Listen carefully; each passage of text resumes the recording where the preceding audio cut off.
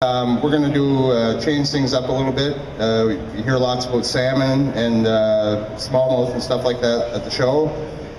So we're going to switch things up a little bit and talk about brown trout. Brown trout actually, as a lot of people may know, aren't native to North America. They're European fish. And other than the common carp, they're the fish that's been most distributed around the world.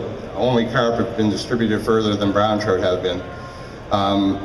You can see by the slide there for North America, they were first stocked into Canada in 1896 in Newfoundland, Quebec in 1890, Ontario in 1913, here in New Brunswick in 1921, Saskatchewan in 1924, Alberta in 1924, Nova Scotia, where I'm from and where I do most of my brown trout fishing, in 1925. British Columbia in 33, and Manitoba in 1943.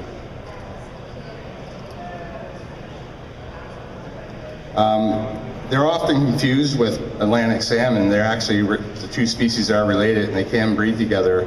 One of the things to look for on your brown trout is brown trout usually have a lot of red spots and spots on their gill covers, where salmon normally don't have any more than four spots on their gill covers. Brown trout will usually have a lot. Also thicker in the body, deeper body, and they have a really square tail, where salmon have a forked tail. The other thing that brown trout have a lot of the times are on their adipose fin, which is the fin just ahead of the tail fin, is they'll have a rusty red adipose fin. So it's one of the other things we use to identify them.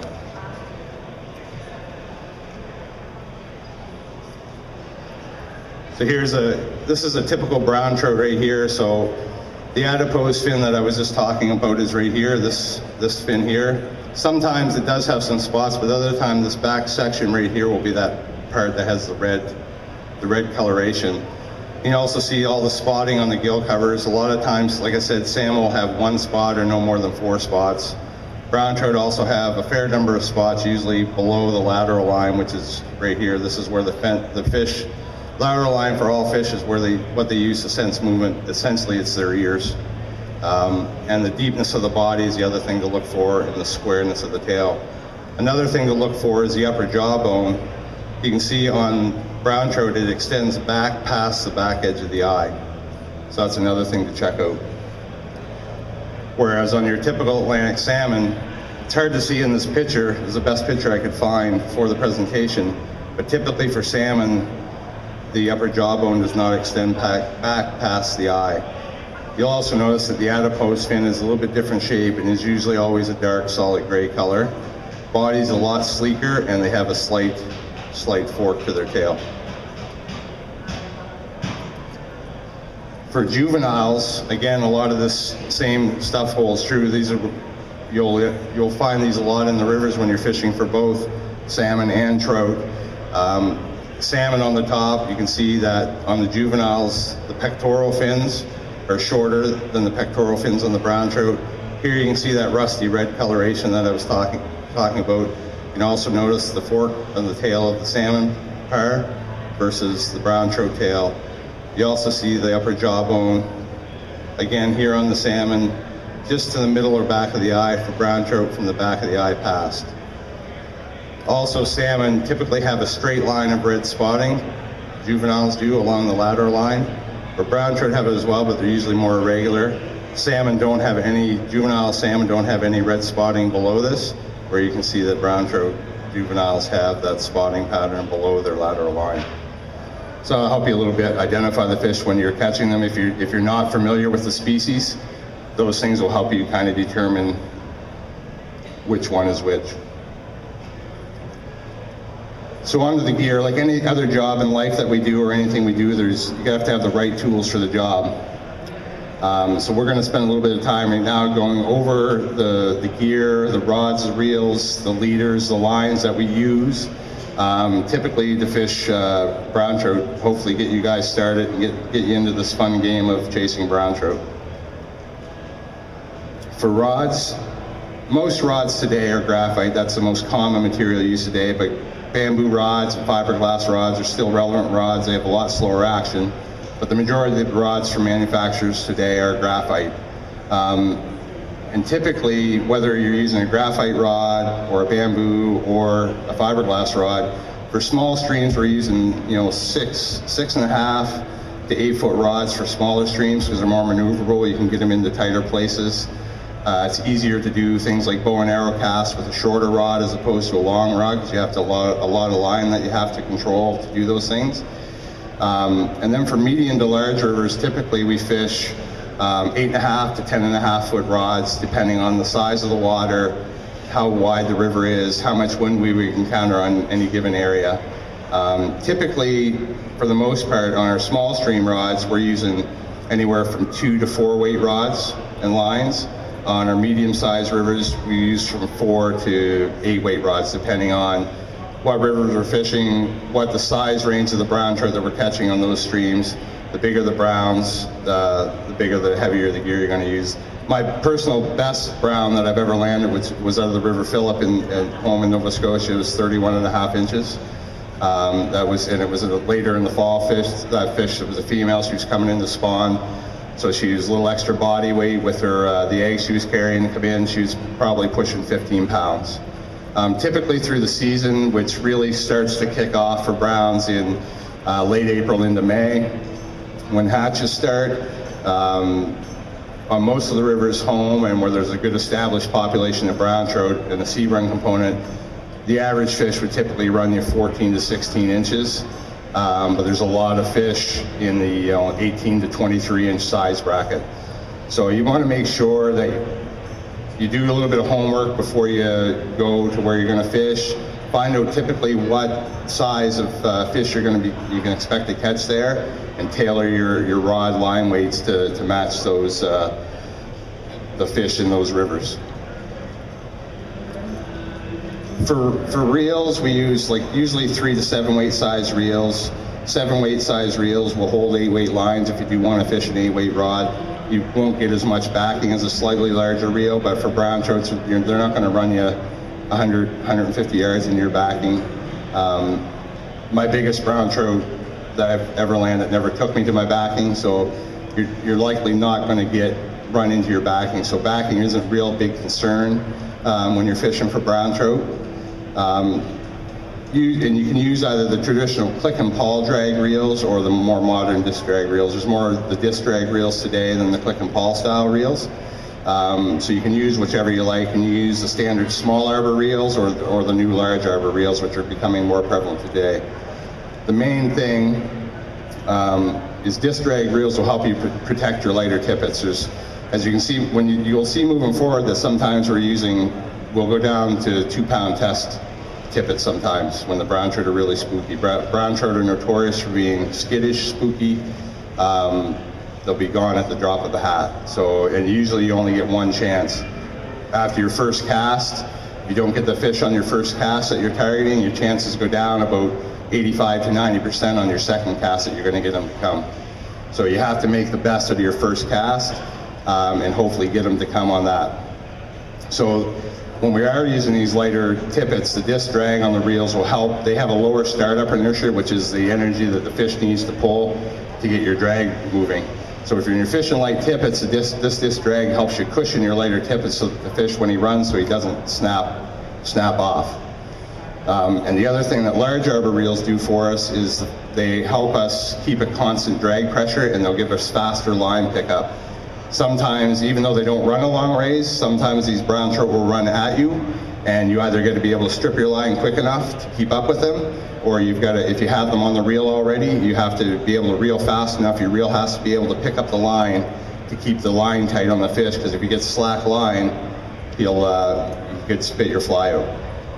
So the large arbor reels help you with that. And the other thing is consistent drag pressure for bigger browns is that large arbor reels, no matter how much line you have in or out, the consistency of your drag stays the same. Whereas on a standard arbor reel, when a fish runs, when your reel's full, you'll get a different amount of drag pressure than you will if you've got half your line out. The amount of drag you get will change.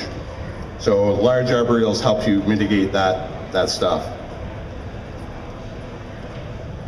For leaders, we use a lot of different things for leaders. Typically it's either monofilament or fluorocarbon. Monofilament's obviously the industry standard. Fluorocarbon is more invisible underwater for times that you have clear water conditions, and it's a little more abrasion resistant than typical monofilament. For the small stream stuff that I talked about, typically we'll use a 6 foot to 7.5 foot leader. You're a lot tighter quarters there. You don't have as much line to turn over. You're usually not using as big of flies in those situations, so you don't have to worry about turning over big flies. So the shorter leaders work best for your small streams. For the majority of medium-sized rivers, 9 feet would be the standard size that we would use for wet flies and quick change ups for dry flies. If we're going to be fishing a lot of dry flies, or mostly dry flies, it's a good hatch on. What I personally like is 10 to 12 foot leaders. That gives us a little more cushion so that when you're making a cast and your dry fly is landing on the water, most of the time these brown trout want to fly dry fly dead drift, meaning it's floating along and not being affected by current drag. You're not getting any waking off the water. They want it floating along just like a natural would float when it hatches in the stream. And with the 10 or 12 foot leader, what you can do when you cast, just before your line hits the water, you can give your rod a little wiggle, and when your line hits the water, you'll end up with a little bit of S-curves, and that helps when as your fly floats down the current and it's pulling on your line, it pulls those slack out, and it keeps your fly floating drag free. And by the time those little S-coils are out, it's time to pick up and do your next cast. There are times, like I said, when the water's low and browns are typically, are very spooky fish, that we'll use 14 foot plus leaders. And I've fished leaders as long as 20 feet for really low water, finicky brown trout, and smaller dry flies. So as we get into the summer months when the rivers get lower, on the medium-sized rivers, be prepared to fish a longer leader and get used to that. So typically not a lot of people fish leaders that long, so it may be something you want to practice with, getting used to handling that much leader. And for breaking strain of our tippet leader, and we use, the other thing I should add here is we use tapered leaders. There are a lot of people that are out there that use the bi-spool tippet material to strip off an arm's length of 6 pound, 8 pounds, 7 pounds, whatever the breaking strain is. They'll attach that to the line and tie their fly on the other end, they'll start to fish. And you can do that and you will catch fish, but the problem, that will affect your casting, because as your fly line uncurls during your cast, all the energy of your cast rolls down your fly line, and you always have basically bigger line turning over smaller line. And when you get to your leader section, what happens is all that energy that's been traveling down that fly line, it gets to that one level section of leader material, dumps every bit of that energy into that straight piece of leader. And the leader can't continue that gradual taper drop down, so it just gets dumped in there, and then your fly will go. You have no control over where your fly goes at that point. It could go anywhere. If you're aiming at the middle of the step, this time it might kick over here, the next cast it might kick over there, sometimes it kicks down, and sometimes it'll even kick up in the air and come backwards. So if you really, and like I said with brown trout, a lot of times you only get one shot. After that, your chances drop drastically, so you want to make sure your casts are precise. It's no different if you're hunting, you're shooting a gun at a deer, you want to make sure the shot placement is perfect, or if you're hunting with a bow, your shot placement has to be perfect. It's the same with your casting. You want to make your casting precise and perfect. You want it to lay in there, and tapered leaders will help you do that, and that's what they'll do for you. So if you use a straight piece of tippet material, you can do that, but you'll never ever really ever be able to dial in your casting perfectly. You'll get 1 or 2 casts out of 10, say, that land where you want, the rest will go here or go there. So it's something to keep in mind. And typically with these tapered leaders, what we have, you'll see them with a breaking strain on the package. They'll say 9 foot, 6 pound. And what that means is the leader starts off with heavy leader material in the back, tapers down to the last 24 inches, that would be your 6 pound leader. That's your tippet section.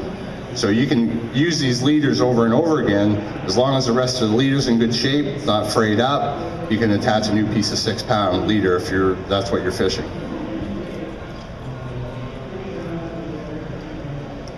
So that covers the gear that we're using, and now we're kind of on to what the fish interacts with the most, which is our flies. Typically we fish streamer flies in higher water conditions, or when we want to imitate a bait fish. We'll fish nymphs as our wet fly mostly. We do fish traditional wet flies, like a dark Montreal or a cow dung or a trout fin, something like that. But for the most part, we fish these nymphs because they imitate the insects that live in the rivers that we fish, that the brown trout feed on the majority of the time. And then of course we have everybody's favorite, dry flies. Everybody wants to catch a fish on a dry fly on the surface because they can see the fish come, they can see the fish take the fly, and it's awesome when that happens. But 90% of the time, you're going to be fishing these guys. And that's sometimes hard for people to take because they want everything to be pristine on the surface. But 90% of the time, you're going to be fishing subsurface unless you have a specific hatch going on. And when you have a specific hatch going on, then you will switch to the dry flies and you can catch fish all day long.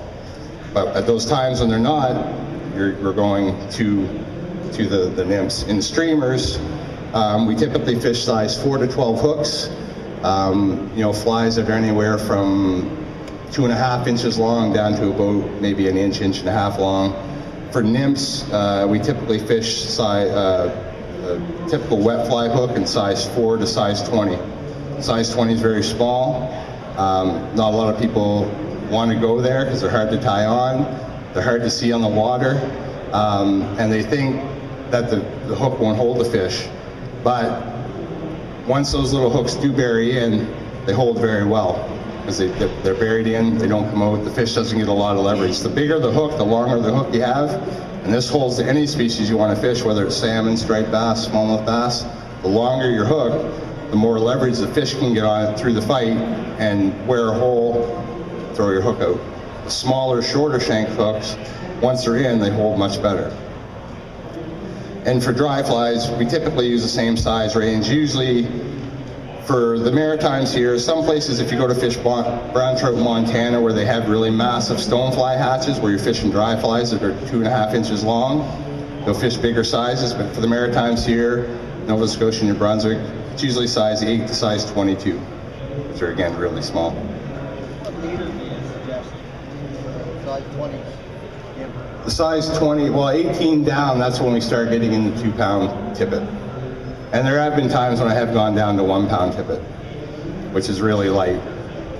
I try my very best when I'm guiding or when I'm fishing not to go really light, because it doesn't matter what your skill level is. It enters not only on the fishing side of things, but just on your casting side of things. When you go that light with your tippet, if you put too much power in your back cast, you'll hear that snap, which if you've taken in any of the casting seminars, you'll hear guys talk about hearing that snap behind you and usually don't have a fly.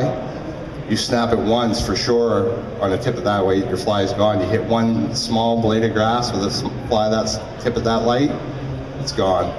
The other side of the coin is when you are, especially on dry flies, it's not so bad with nymphs because you're not reacting as hard, but on dry flies, if you're fishing a size 24 or 22, when that fish takes, you see the fish take, you always pause with the dry fly before you tighten up your hook. On bigger size flies and stronger tippets, you'll give them, after you have that pause, you'll give a little set and you're fighting the fish. With the 2-pound, 1-pound, and even 3-pound to some degree, when that fish, especially when it's a bigger size, a 20-inch brown comes up and takes your fly in, if you give him that set, he's gone. You'll have him and he'll be gone in an instant because you'll snap him off just like that.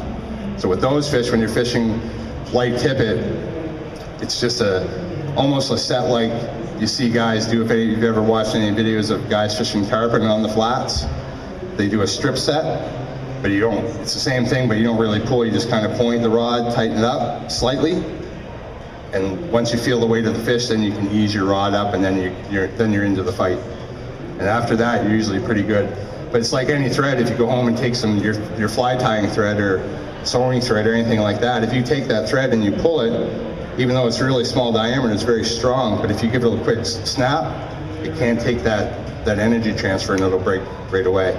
So when you're fishing those small tippets, those are the things that you got to do to protect it so that you can hopefully land the fish and maybe get a picture and send him on his way. So with these flies, I'm sure a lot of people that fish have heard the term matching the hatch, which is typically typically hear it in trout fishing, but it applies to basically most all fish that you're going to fish for. So we're going to talk about, what are we imitating with these flies? What are we doing? We're imitating a whole bunch of different food sources when we're fishing our flies. The vast majority of the time, though, with brown trout and then again with brook trout, is we're primarily imitating aquatic insects. Mayflies, caddisflies, stoneflies are the main ones that we're imitating. We also, however, do some imitations for terrestrial insects like beetles and inchworms and grasshoppers and crickets, aquatic worms that get washed into the riverbanks and flow into the rivers, things like that. And with brown trout, even small mammals, mice and moles particularly, but large brown trout have also been known to eat things as big as baby rabbits if they fall into the water, swim. A big brown trout over 5 pounds doesn't have a whole lot of trouble swallowing something as big as a baby rabbit. We don't typically tie flies for that, but mostly when we do that, it's most flies.